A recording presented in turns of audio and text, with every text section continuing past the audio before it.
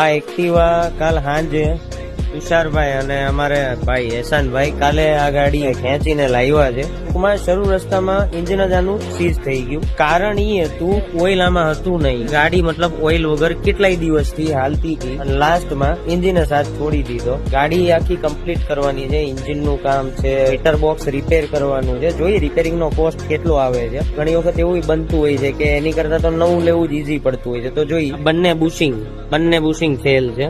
જો આ નાખવાના છે, જમ્પરનું બુશિંગ નાખવાનું છે, પ્લસ સાઈડમાં રોલર કપાઈ ગયેલા છે, રોલર નાખવાના છે. મેજોરિટી બહુ બધું કામ છે આ એક્ટિવામાં. સરભાઈ ક્યારે આપવાની છે ગાડી? 1 થી 2 દિવસ. આ ગાડી જોકે સાંજ સુધીમાં તો ઇન્જિનનું ને બધું કામ થઈ જાય, ગાડી આખી ઓકે થઈ જાય, પછી જોઈ નોર્મલ સર્વિસિંગમાં કેટલું કરવાનું થાય છે. બાકી તમે અમને લોકોને ફોલો કરો, નવા વિડીયો જુઓ અને બાઇક રિલેટેડ કોઈ ઇસ્યુ કે ઇન્ક્વાયરી હોય તો અમને કોલ કરી શકો છો.